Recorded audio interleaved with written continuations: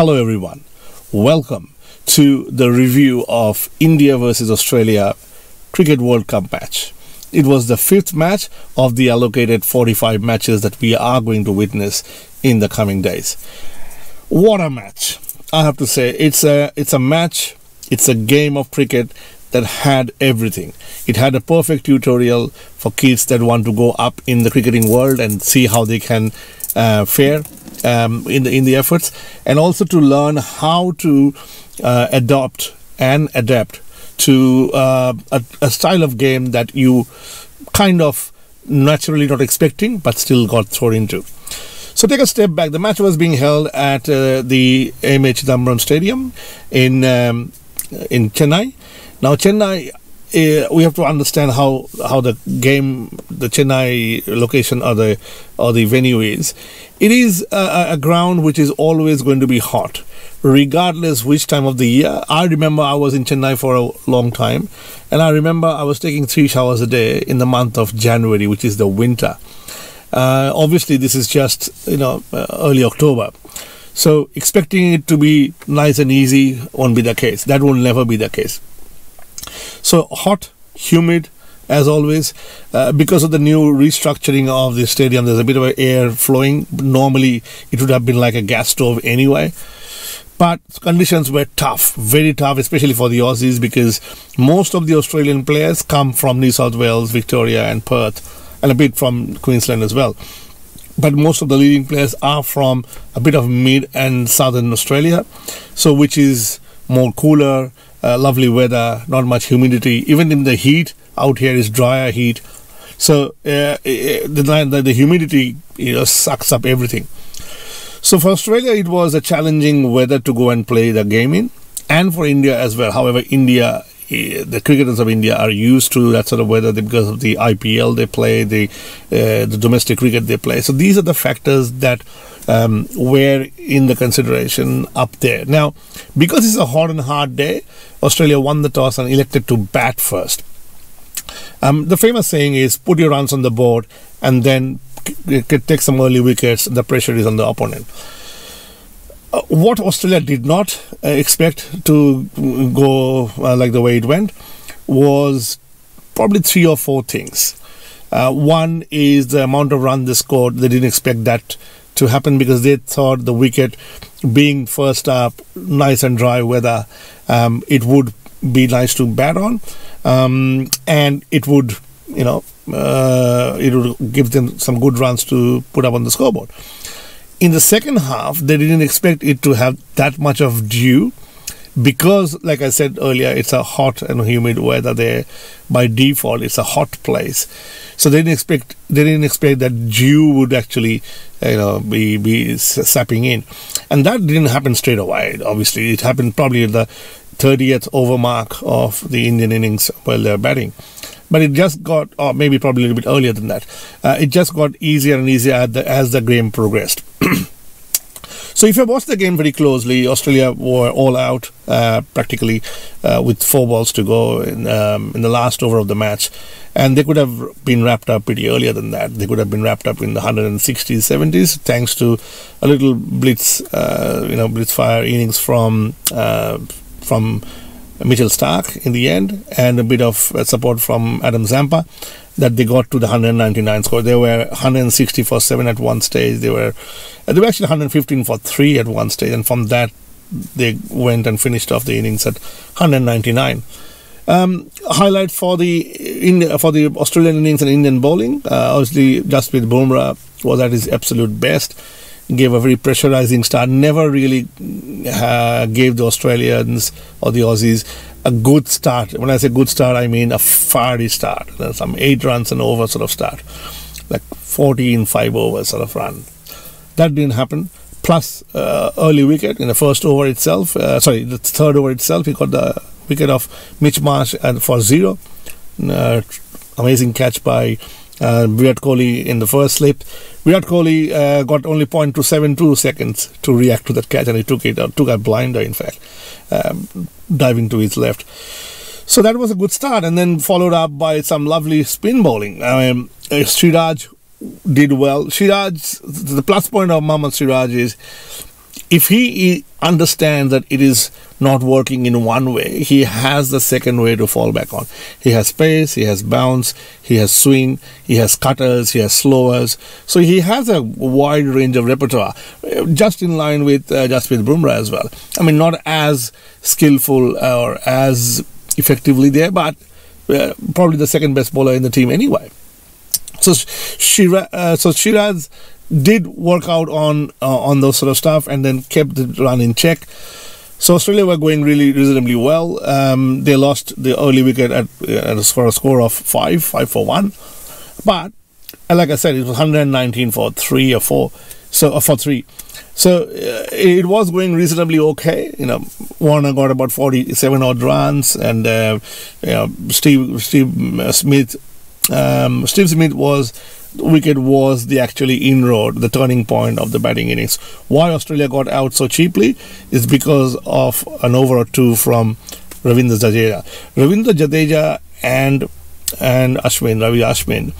They both teamed up really well, along with so this is the best part of Indian team selection yesterday, that I was so happy to see that only 2 pacers were there and 3 spinners. If you have 3 quality spinners, and that is exactly what Indian team has, 3 really quality spinner, and most importantly, 3 different type of spinner. One is a left arm off spinner, one is a right arm off spinner, one is a left arm Chinaman. So, and then obviously they have their own variations, their own strong points. For example, Ravindra Jadeja means a very over gone in a blink of an eye, like a couple of minutes, the over is done, so it's quick. Before you realize you've already played 5 overs of his. Constantly in the same line and length, bit of speed and bit of change of pace. Sometimes ball bounces, sometimes balls stop on the way, so it's very hard to play Ravindra Jadeja at ease, and that's what exactly happened. The ball that he got out, people might think he got a bit of assistance from the wicket. I mean, these things doesn't make sense to me. The wicket is there for assistance, regardless of what sort of wicket you are bowling on. You have to. A good ball is always a good ball. A ball becomes unplayable when you actually pitch it on a good length spot. So that's the credit that I should give him, and he got the wicket of Steve Smith. So with Steve Smith gone, and then in quick succession, then we get to a stage where Steve Smith goes just after the drinks break, then Manus Labuschagne goes, and then Carey goes, the keeper. So in that quick 3 wickets really took away the middle order of Australia. Sorry, apologies. Following this was Glenn Maxwell's wicket as well. So those three wickets there, and the 4th wicket as well with Glenn Maxwell once. Those 3-4 wickets, if you go and lose those 3-4 wickets in such a quick succession and in a rapid time, it's very hard. You're then consolidating. That's why they were 160 for 7 from 115 for 3. So those 4 wickets really took the gas out of the steam of the effort that they were giving. And that's pretty much my highlight. Other highlight for the team, Indian side of the story, was the quality of fielding that India had. They had a fantastic. They were throwing themselves. They were stopping balls. They were going for it. They were catching the ball. They were not missing drop catching. They were not dropping catches. I mean, if you think of a couple of drop catches that happened, was not really a drop catch as a drop catch. Normally those will stick or not stick. But there was no catch drops like we had in the Australian innings when they were fielding. So that's kind of the wrap up for the first part. Then I knew that the wicket is going to get slower. First of all, the wicket was slow in the first place. That's why Australians were struggling to get really big shots going. Unless it's a bad ball, you can't play this ball on the rise. So because they couldn't play the ball on the rise, then all India had to do is just put more balls into the good length, where the only way you can get runs out of that is if you play the shots on the rise. Other than that, if you're bowling a bad one, any wicket doesn't matter. If you're bowling a short one outside the leg stump, outside the off stump, it'll go for a 6 or a 4 in these days. So that's what happened. Nothing flashy. The first 6 was hit of the Australian innings. It will tell you how well India bowled. That in a match like of this high tempo and temperature, the first 6 was hit by Pat Cummins, and Pat Cummins was batting number 7. So the first 6 batsmen couldn't even hit a 6, leave alone getting centuries. So 200, was it a good score? Yes, no, but it's not the worst score on earth. It is 4 runs and over. But Australia knew that the only way they can win the match is if they can get India all out. They can't play 50 overs and win the match after that. So 4 runs and over is not a very high task. But the things that were in favour of Australia were, number 1, if they can get early wickets, which they did.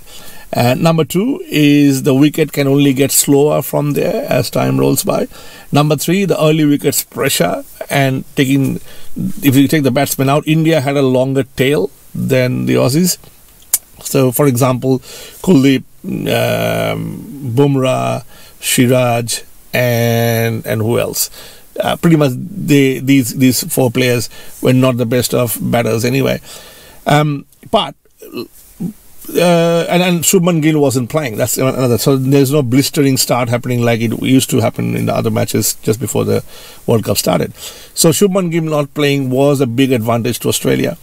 But because the score was so low, the pressure is always on. So if you stop losing wicket, or if you stop getting wicket from Australian point of view, then the panic seeps in. You then try new things and try to get a wicket, because it was a match where if you don't take wicket, you can't win. Now, as you all know, when you want to take wickets, you try different things. You don't stick to a stock standard plan. You say, okay, 3 balls bowled, no wickets are coming, let's try some other thing. Let's try changing the bowling. Let's try bowling outside the off stump, leg stump, whatever. So you're not actually working towards the plan because panic is sticking in. So that was a bit of a disadvantage from Australian point of view. And then when the Indian innings started, 3 wickets fell for the first 2 runs only, and those 2 runs came off extras. So basically, Rohit Sharma gone for duck, Ishant Kishan gone for duck, and second down Shreyas Iyer gone for duck, and Virat Kohli was watching from the other side, so he came first down, which is number 3. So India lost 3 wickets for 2 runs on board only. Now, that's the start you need if you want to defend your 200 runs score. Australia scored 199, 200 to win for India. And then what happened is when Kohli was and this, like I said, there is a constant pressure. After all, it's a World Cup, big match, 2 big teams playing. There's no minnows out here. And with Kohli and Rahul, already hit a couple of boundaries. So they were making their statement. They were making their presence felt. There was a constant, swinging of the pressure. Yes, Australians were flying high at 3 for 2, but the catch that went up, Mitchell Marsh was running towards the catch actually. So there was a short ball from Josh Hazlewood. Kohli, which went a big on Kohli. He went for a pull, but it got big on him. So obviously he took the upper edge of the bat, went up, didn't go too high. That was the blessing. So didn't give the fielders too much of opportunity to go and settle down under the ball. But it went to short mid-wicket. Realistically, to be honest, not short mid-wicket, between short leg and square leg. So let's say shortish square leg. That's where the ball actually went up. Keeper Carey comes running towards the ball, and mid-wicket Mitch Marsh come running towards the ball. Not quite sure whether somebody made a call or not, but when what we saw from the TV is Mitch Marsh probably was all he was thinking as he was running towards the ball is, I hope we don't bang each other head to head, like a head-on collision with Carey. I hope that doesn't happen, and I don't want to get hurt. The whole World Cup match, the whole World Cup series is out there for me. So those things were happening. It's more of his the consciousness of the hazard that he was getting into than actually the ball that he was supposed to catch. As a result of that, fraction of a second, he probably would have taken his eyes off. He probably and then so basically when you're running towards the ball, your eyes are set to the ball and your body just runs, right? That's how you should be taking a catch. Now, the moment you take your eyes off, and this is all happening in rapid fire. So let's say I'm running towards the ball and I took my eyes off just to see where the other fielder is so I don't get hit by him. And now, if I'm happy with what I saw, now I go up, right? The moment I go up, now I'm looking for the ball. Oh, where the ball is. And then I find the ball and then I try to put my eyes back into the line of the ball again. It is damage done. It is gone, because in cricket everything happens in a fraction of seconds. So that's exactly probably what would have happened. That's why he didn't even catch the ball. So the ball didn't even touch his palms. It went, and he went a bit too far in, and he overran the ball probably, and the ball actually hit his chest. So when he tried to catch the ball actually hit his chest and went between his hands, and then rolled on the floor. And we knew catches win matches. And when it is Virat Kohli, they call him King Kohli for a reason. He has probably got the best statistics ever when it comes to run chasing. And historically, I've been watching Virat Kohli for that many years. I mean, we have all watched him playing some amazing innings, whether it's in T20 World Cup, whether it's in a bilateral series, it doesn't really matter. And, year after year after year, he made chasing look easy, and he actually done that. A bit of the flair that he got from Virat Kohli, from MS Dhoni as well. But Virat Kohli is MS Dhoni is a good finisher, but because of Virat Kohli's skills and temperament and his running between the wickets, he could play the game longer. So it's a perfect scenario. Yesterday was a perfect scenario. The score wasn't 400 runs, not an impossible score to achieve. But the only way you can achieve that if you hang in there, and that is what young cricketers need to understand, is the value of the wicket and to brush off your ego. Your ego is going to be there. You have to keep the ego of your confidence, the ego of your knowledge and skill, right? But circumstances change, you change accordingly. It doesn't mean you actually change, you actually basically modifying yourself, your game. And then every dog has his day. So obviously when times get better, it's a practical lesson of life anyway. When it's raining, pull out the umbrella. Don't be adamant, because if you are adamant, then you fall sick, right? So pull up the umbrella. When the rain goes up, put it back again and start walking without an umbrella again. So these are stopgap solutions that you bring into your game. Don't try to overpower the game. Don't go ahead of the game. So these were good learnings. So that was a massive turning point. So the two good turning point where the match went from one end to the other is the first 3 wickets that fell for only two runs on the board. So match now tipped over to the Australian way. And then Kohli's wicket gets dropped. The match goes back to Indian way. Not really straight away, but gives India the hope of surviving and sticking around there. And talking about KL Rahul, what a comeback has he made ever since he got hurt and took time off the game. I reckon that injury for him helped a lot. He took time off not to just heal his wounds of his body, but it's more around healing his mind, healing his mind space, and getting things right. So he probably has done a lot of work in understanding of the game, in developing his temperament, a different different approach towards the game that he came back with. And you could see literally he's not over attacking and he's not over conservative. What was happening before Rahul got to an off form for a long time is purely because he was playing shots too early. There was no question about his class. There was no doubt about his skill level. It was more around shot selection and timing. So timing of that shot.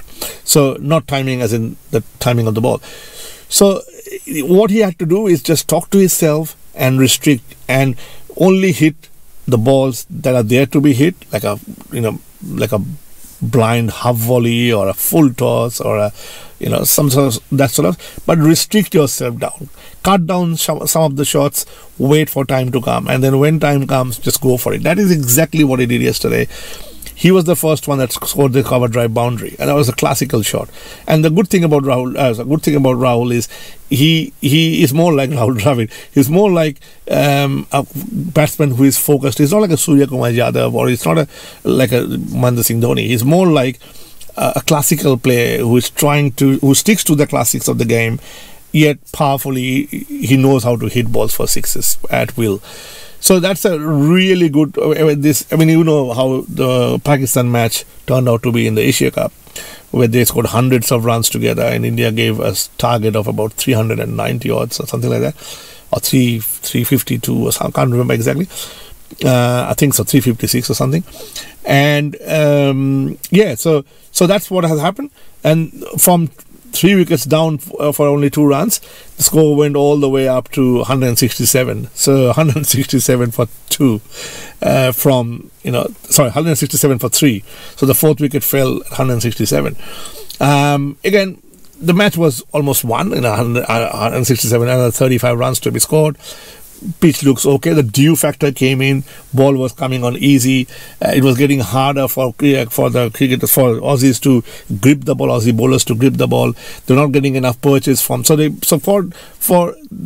to get a purchase from the bowling. 2 things had to happen, which didn't happen for them.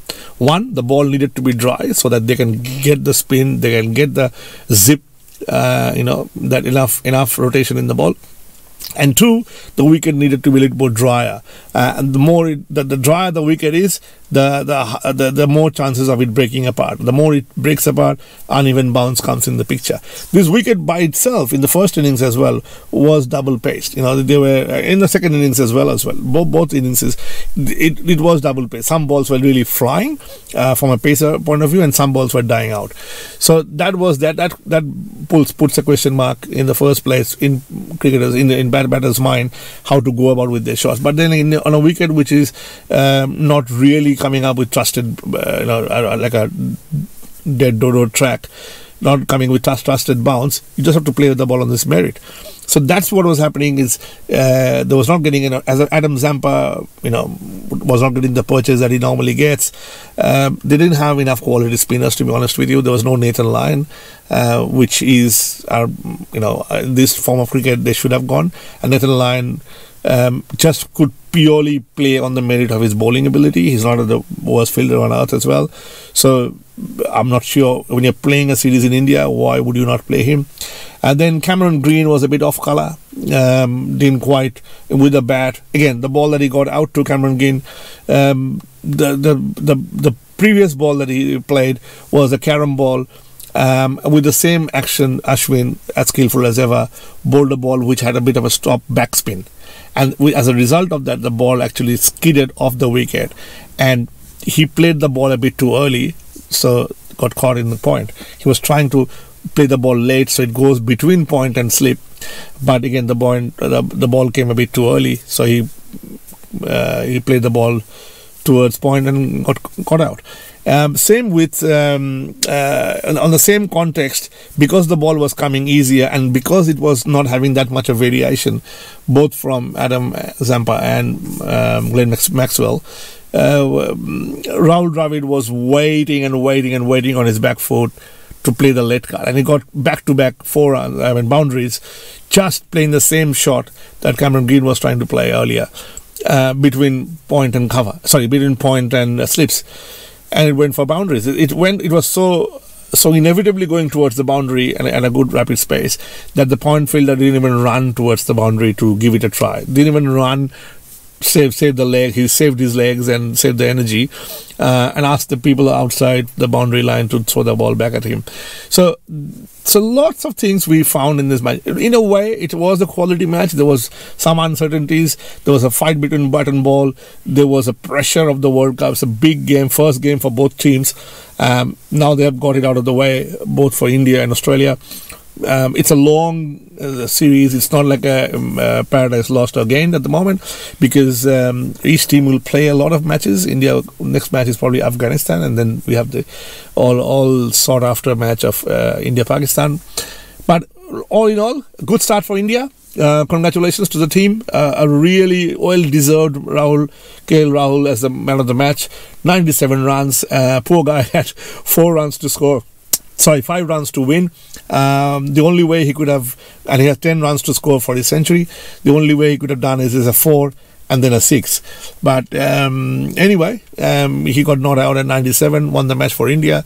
Was looking a bit dejected momentarily because he missed his century out on a World Cup stage. Obviously, people crave for it. But all in all, a massive win for India. 6 wickets win in a match where they were 3 down for next to nothing. It's a really good moral booster. So the encouraging thing for India is it can only get better from here. Shubman Gill is going to come and join the team. Probably he's down with I think from fever, from dengue fever maybe. But other than that, everybody looks in good shape. Shreyas Iyer, rush of blood. Like I said, the ball was not coming on. He played the shot a bit too early. But those things are a part of cricket. People do get out. It just happens. But other than that, he did really well in the fielding. So all the batters and all the cricketers of the team looked really in good shape physically, and pretty switched on. They knew what they have to do. Rohit Sharma's captaincy was brilliant as the fielding captain. Obviously, he was hoping to get some good runs, but because the ball actually moved a lot from the wicket to come in. He got out to a good ball, so it's a part of the game, like I said. But other than that, we Indian fans should be very, very, very optimistic and encouraged to, if this is the start against a good team, if all they have to do is just keep on replicating this, work on the small little errors that they have, line length, ball with a strategic way. And depending on the wicket, they can change the team. But like, for example, Surya Kumar Yadav didn't play today. Sky didn't play. Neither did Shardul Thakur. And we can see for what reasons. The selection team did a really good job to come up with a team that was really well balanced. I was so impressed with the bowling attack. And that's exactly, I reckon in most games we should have this sort of bowling attack. 3 spinners, 2 pacers. I don't think there's any wicket that will be more favorable to a pacer than a spinner, especially when you have quality spinner. If there's a wicket that has a bit of bounce, then still my left arm Chinaman will get more bounce, will get more. And you saw how Glenn Maxwell got out purely because of his brilliance, Kuldeep Yadav's brilliance. So, and Kuldeep Yadav took two big hitters. He got 2 big hitters out of the system. One is Glenn Maxwell, the other one is David Warner. So he's very hard to predict these days because of he has both the Chinaman and the googly. And plus, because of the way he's bowling these days, very different to 2019 World Cup. In 2019, his stance towards the bowling stance was more side on and used to come from the sides. So all his physical energy was going away towards the slip side. When he was putting so he's trying to put the ball in the right place, but it didn't have enough zip, purely because all his physical energy, the momentum of his physical energy after the run-up was going at an angle. Now he's facing the batter, so he's coming the straight angle. So when he's bowling, his body weight getting transferred very nicely, the inertia getting transferred very nicely through his hands. So it's same physical ability, but better bowling, better zip, better, the faster ones are really quick than what it was previously. So all in all, India is in a great shape. Wish them all the very best for the coming up next matches. And I'll catch up with you again after the second match of India. So I've decided to review each and every match that India plays this World Cup. Stay tuned. We'll have some more. I'll put in my technical knowledge into the game, and obviously the emotions are with you anyway. So in my sessions, you'll understand more technically what went right and what could have gone a bit different, along with the facts. The facts will always remain as the facts.